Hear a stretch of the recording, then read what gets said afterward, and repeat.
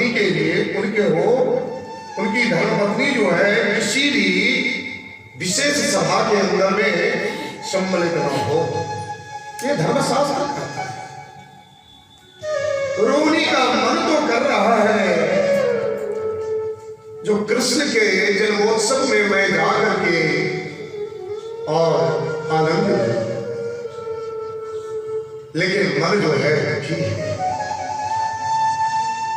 बारंबार मन कर रहा है उधर जाऊं, कटी पतंग की तरह इनकी मन की गति का हो गया। कभी तो कृष्ण के उत्सव में जाने का कर रहा है, लेकिन कभी फिर एक डोर खींच लेता है, तुम्हारे पति तो कंस के कारागार में है। नंद बाबा और जसोदा मैया को ये बातों का पता चल गया और उन्होंने देखा जो रोहिणी बड़ी दुखी है। रोहिणी च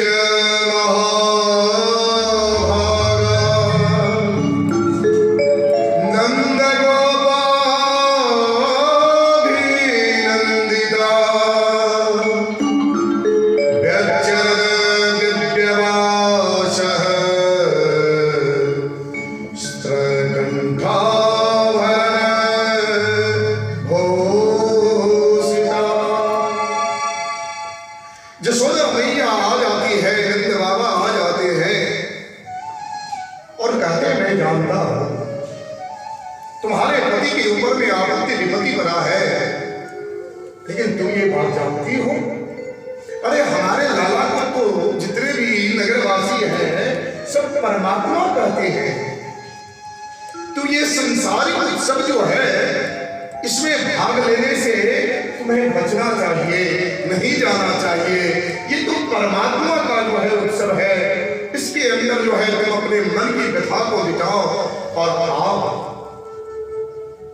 बड़ा आग्रह किया नंद बाबा और जसोदा मैया ने। रोहिणी जो है इनकी आग्रह को कारण से और आती है और ये भी नंदोत्सव के अंदर में भाग लेती है। इधर हमारे नंद बाबा कहते देखो बहुत दिन हो गया, कंस को कर के रूप में हमको दे करके आना है, मैं जाता हूँ मथुरा, आप लोग बच्चे की परिचर्या करना, नित्य नहीं जितना भी आनंद हो आप लोग मनाना, लेकिन राजा का अगर सही समय में कर नहीं पहुंचाया तो राजा जो है नाराज हो जाएगा। हमारे नंद बाबा जो है मथुरा जाते हैं और कंस को कर देने के के बाद में उन्होंने थोड़ा सा समय निकाला और वसुदेव जी से वार्तालाप कर दिया। और नंद बाबा कहते हैं वसुदेव जी से, वसुदेव जी आपका कष्ट मैं सुन करके क्या कहूं, किस भाव से आपको सांत्वना दूं, कारण ये दुष्ट कंस जो है एक ही संतान आपका नहीं छोड़ा, आपका जो है अहो देवकी पुत्रा कंसेन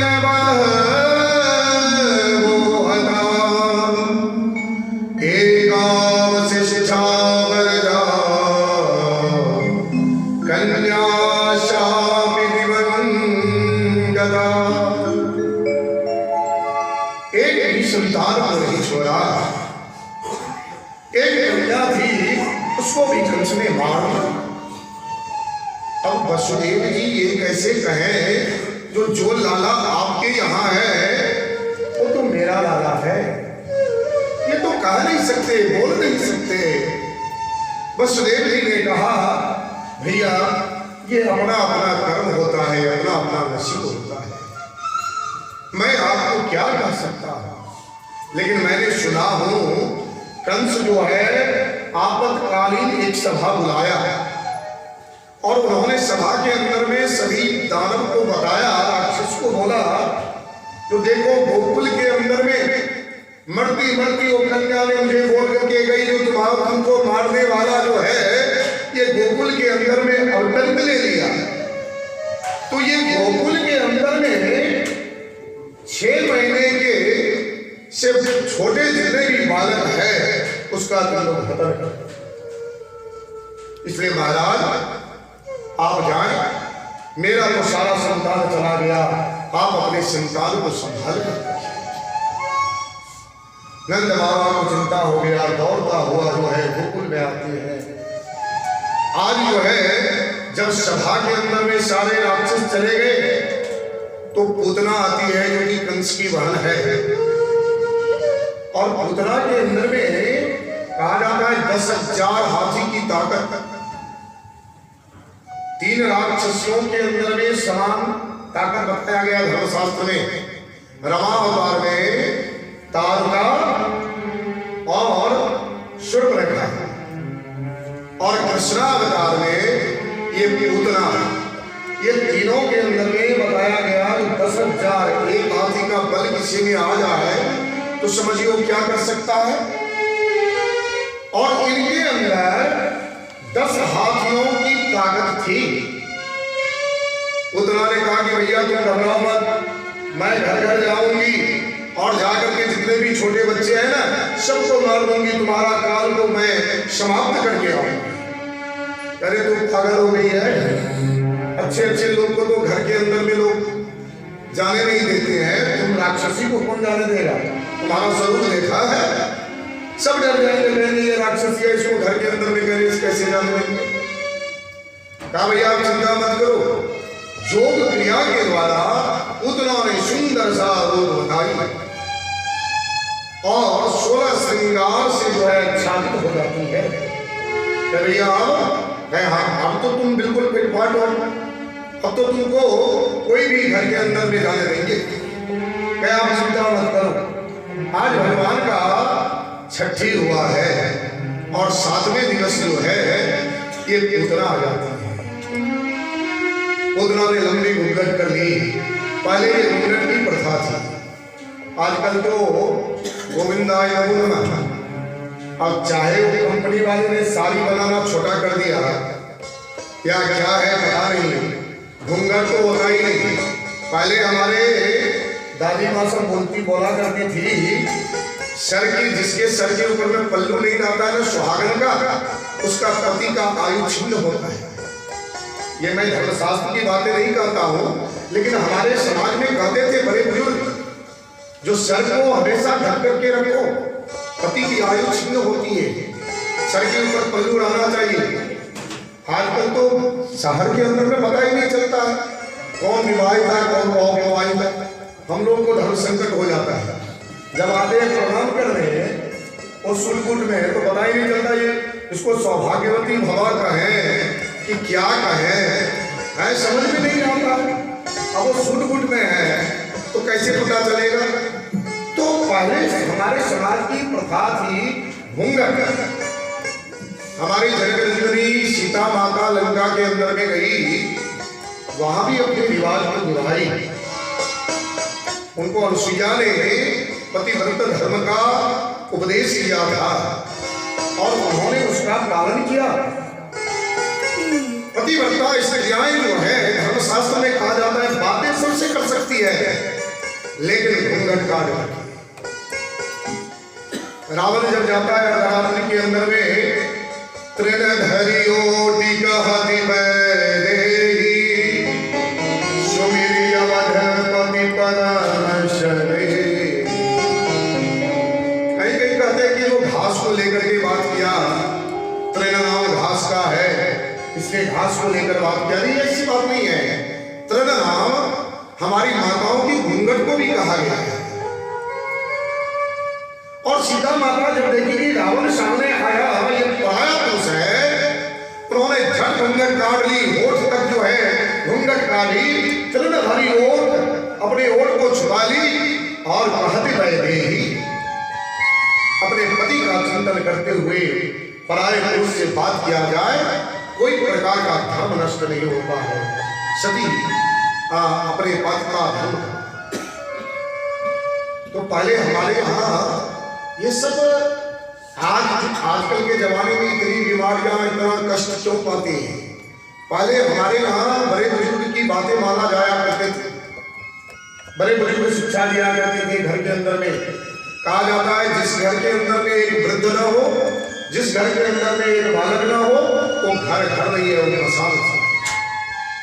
कारण घर की शोभा एक बच्चे से होता है, हमेशा उनकी किलकारियों से जो है ये घर की शोभा है। और बड़े बुजुर्ग अगर घर में रहते हैं, समय समय पर में हमें सचेतन करते हैं, टोकते हैं, अरे बेटा ऐसा मत कर, ऐसा करने से ये पाप होगा, हमें उपदेश करते हैं, इससे हमारा जीवन बनता है। तो पहले घूंघट की प्रथा थी, पूतना ने लंबी घूंघट कर ली, वो होठ क्या अब होठ से भी नीचे तक कर ली घूंघट, जो कोई मुझे देखे नहीं। पाँव के अंदर में बड़ा सा पायल पहन ली, उसमें बड़े बड़े घुंघरू लगा था। जब वो चलने लगी तो नूपुर का आवाज सुनकर के सारे गोकुलवासी ने कहा कि देखो भाई, कोई नवेली जो है, गोपी है, इसको मार्ग दे दो, इसको रास्ता दे दो। सबने उनका रास्ता छोड़ दिया। सुंदर सी सजी है, सुंदर सी साड़ी पहनी है, सुंदर सी पैर की पायजेब की ये नूपुर की आवाज आ रही है, सबने मार ली। जसोदा मैया के पास में गए, लला के पास में गए, और लला जसोदा मैया ने कहा, अरे तू कहां से आई है, किसकी गोपी है तू, बता। नहीं आई है क्या गोकुल में? और पूतना ने कहा, मैं क्या जवाब दूं? तो पूतना बड़ी चालाक थी। पूतना ने कहा, अरे भैया तुम तो बस हमसे पूछते ही रहोगे कहां से आई, किसकी गोपी हो, कभी अपने लला का भी दर्शन करवाओगी? मैया यशोदा तो सरल भाव है इनका। इन्होंने कहा, अरे गोपी ये मेरे लाला थोड़े हैं, ये तो आपके लाला है, ये तो सबको जितने भी चाहने वाले हैं, ये संसार के लाला है। आप लोगों के प्रेम के वशीभूत होकर के तो ये लाला मुझे आए, ले तुम इसको गोद में ले ले, क्यों लाला दे रही है?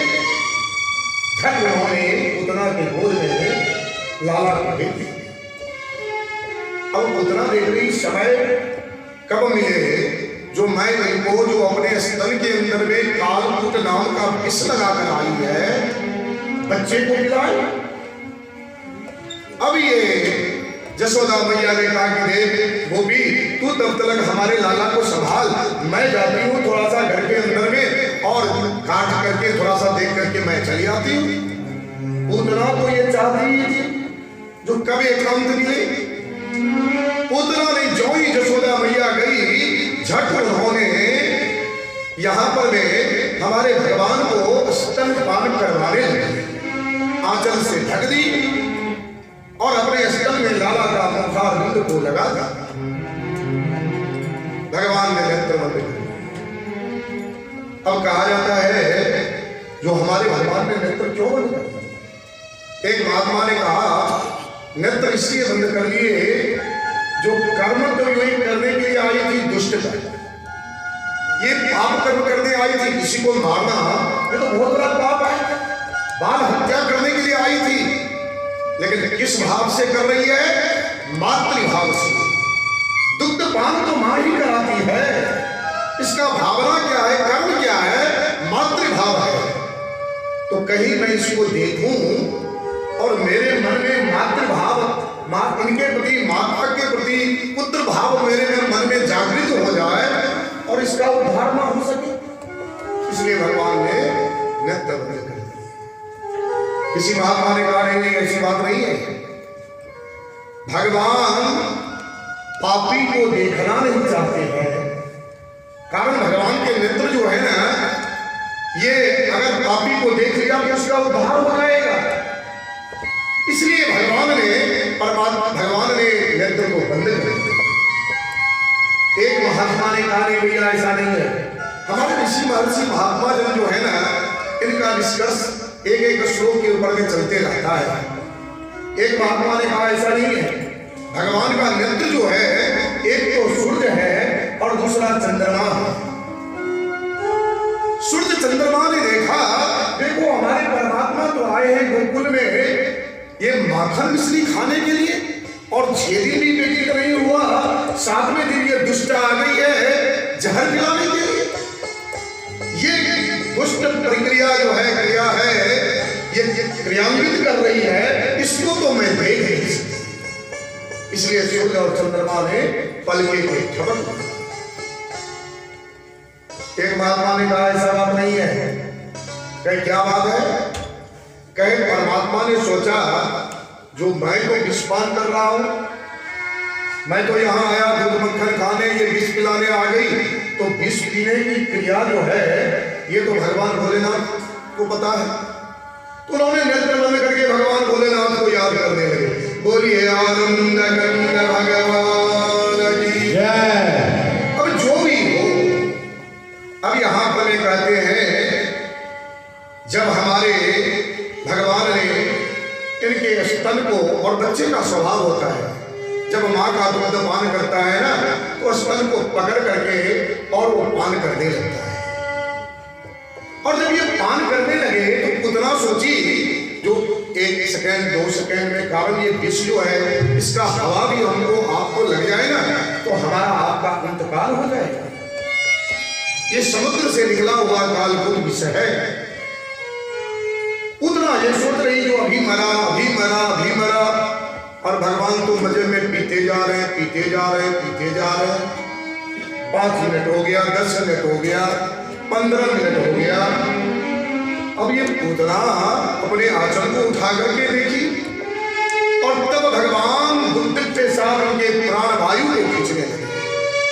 और महाराज जब ये पंचभौतिक शरीर से प्राण वायु निकलती है ना, और सुषुम्ना नारी से होते हुए जब त्याग करती है इस शरीर को, तो बड़ा कष्ट होता है। जन्म मरत दुसह दुख होई, जन्म समय की कष्ट और मरण समय का कष्ट ये कोई किसी को बखान नहीं कर सकता है। कारण उस समय में ना तो हमारा पहले ही सारे इंद्रिय बंद हो जाते हैं, सिर्फ देखने का शक्ति रहता है, और देखते रहते हैं, नेत्र से जल गिरते रहता है। हमारे पुत्र पौत्र कहते अरे ये दादाजी का माया जो है सो छुप रहा है। माया कहाँ छुप रहा है? अपने कर्म के ऊपर में हम पछताते हैं। ये सुंदर शरीर मिला लेकिन फिर भी भगवान का नाम नहीं। आज पूतना का जब भगवान प्राण वायु खींचने लगे तो पूतना को बड़ा कष्ट हुआ। पूतना ने देखा, कहा पूतना, अरे पूत छोड़ छोड़ छोड़ चिल्लाने लगी। भगवान 7 दिन का भगवान जो है बोल पड़े। उन्होंने कहा मौसी जी, अरे मुझे तो पकड़ना ही आता है, छोड़ना तो आता ही नहीं। जिसको मैंने एक बार पकड़ लिया उसको जिंदगी भर तो है मैं तो छोड़ता ही नहीं। अब उतना और आश्चर्य कर गई, अरे 7 दिन का बालक ये बोलता भी है? कहीं सुना है तो 6 दिन का 7 दिन का बालक बोले? ये तो 7 दिन का बालक है और मेरे से वार्तालाप कर रहा है। भगवान ने जब उनके प्राण वायु को खींचने लगा बड़ा कष्ट हुआ। विकराल रूप धारण किया। 18 किलोमीटर का कमान आता है पूतना का शरीर। इतना विकराल शरीर था उसका। और जब वो गिरा, उसके गिरने से कितने वृक्ष जो है टूट करके गिर गए। 18 किलोमीटर का शरीर कम होता है क्या है? तो जिसका 18 किलोमीटर लंबा हो गया उसका ऊंचाई भी तो इतना ही होगा। अब भगवान कृष्ण ने इनके स्तन को लेकिन छोड़ा ही नहीं, पकड़ करके पी रहे हैं आनंद के साथ। तो विकराल रूप धारण कर ली, गिर गई। अब सबने आवाज सुना, दौड़ करके सब आए। अब उसको कृष्ण को उतारे कैसे? अरे 3-4 मंजिल इतना ऊंचा तो उसका शरीर होगा ही। अब सीढ़ी कोई लाया, सीढ़ी लाए लेकर के आया, उस पर में चढ़ा, फिर पूतना के हृदय के ऊपर से सीने से भगवान को छुड़ा करके लाते हैं। और जब लेकर के आने लगे तो सबने बुरा भला यशोदा को कहने लगे, कहा ये बाबरी हो गई है। अरे इसे 80 बरस के अंदर में लाला हुआ है ना, ये सुख के अंदर में पागल हो गया। कभी तो कोई दुख से पागल होता है, कभी कोई सुख से पागल होता है। ये तो सुख से बौरा गई है, पता नहीं किसे जिसे पहचानती भी नहीं है उसके गोदी में भी अपने लाला को दे देती है। झट एक पूर्णमासी मौसी है जो कि ब्राह्मणी है, वयोवृद्ध है। उन्होंने जसोदा के गोद से छीन करके लाला को ले गई और कहीं तो संभाल नहीं सकती है मेरे लाला को, आज के बाद तुम छूना मत। और क्या वो मौसी का स्नेह है, दौड़ करके गौशाला के अंदर में जाती है और गाय की पूंछ को पकड़ करके भगवान को झाड़ा लगा रही। आज हमारे गोकुल के अंदर में गोपियों का स्नेह तो देखिए। आज ये हमारी माता जो है पूर्णमासी मौसी दौड़ करके लाला को गोद में लेती, मेरे लाला को नजर लग गया और गौशाला में जाती है और जाकर के भगवान गाय की पूंछ को पकड़ करके लाला को झाड़ने लगती है और मंत्र क्या करती है, इंद्रियाणि ऋषिकेशः प्राणानां वदः श्वेतदीपपतिष्ठितं मणियोगेश्वरो। हमारे भगवान जो है इनकी इंद्री का जो अच्छा है, इंद्रियाणि ऋषिकेशः, इनके इंद्री की रक्षा जो है ऋषिकेश भगवान करे। प्राणानां नारायणो, इनकी प्राण की रक्षा जो है सो नारायण भगवान करे हमारे लाला जी। और बड़े करुणता से झाड़ा लगा रही है और कह रही है, श्वेत दीप प्रतिष्ठितम, श्वेत दीप के अंदर में जो हमारे नारायण निवास करते हैं वो भगवान हमारे लाला का रक्षा जो है इनके चित्त की रक्षा करे। और कहते हैं मनोयोगेश्वरो वदो, और इनकी मन की रक्षा जो है योगेश्वर भगवान करे। आज हमारे श्रीदेव भगवान कह रहे राजा परीक्षित से, राजन ये गोपियों का प्यार तो आप देखो, भगवान के नाम से ही भगवान को झाड़ा लगा रहे, ये क्या है, ये स्नेह है, गोपियों का स्नेह है जो आज परमात्मा को झाड़ा लगा रहे हैं। इस प्रकार भगवान को लेकर के गए और भगवान को जब लेकर के गए तो पूतना का भगवान ने उद्धार किया, उनके शरीर को काटा गया और काट करके उनको जलाया गया। लेकिन पूतना की जब अस्थि जलने लगी तो पार्थिव शरीर जब जलने लगी तो उससे ऐसा सुगंधित फैला जो गोकुल के चारों अंदर फैलने लगा। कहा जाता है पूतना किसी का शरीर को अगर जलाया जाए तो उससे दुर्गंध निकलता है, सुगंध नहीं निकलता है। राजा परीक्षित ने पूछा सुदेव भगवान से, ये कैसी कथाएं आप सुना रहे हैं? अरे पूतना राक्षसी को जलाया गया और उसके शरीर से सुगंधित फैल गया। अरे राजन आप पगले हो गए हो क्या? अरे जिस शरीर को हमारे गोविंद ने स्पर्श कर दिया, जिस शरीर के ऊपर में हमारे गोविंद ने बैठा, उस शरीर को जलाने से कैसा दुर्गंध निकल सकता है? कहा जाता है हमारे वैष्णव संप्रदाय के अंदर में तुलसी का बड़ा महत्व है और जब भी चंदन घिसे ना उसमें एक तुलसी पत्र अवश्य रहता है। तुलसी की महिमा इतनी है, पद्म पुराण के अंदर में इसका बड़ा गुणगान किया गया है। तुलसी का, मिट्टी का, तुलसी का, और तुलसी का एक पत्र अगर डाल करके चंदन घिस करके आप लगाते हैं, भगवान को अगर समर्पित करते हैं, उसका नाम होता है हरिचंदन। शास्त्रों में बारंबार आता है हरिचंदन का नाम। तो हरिचंदन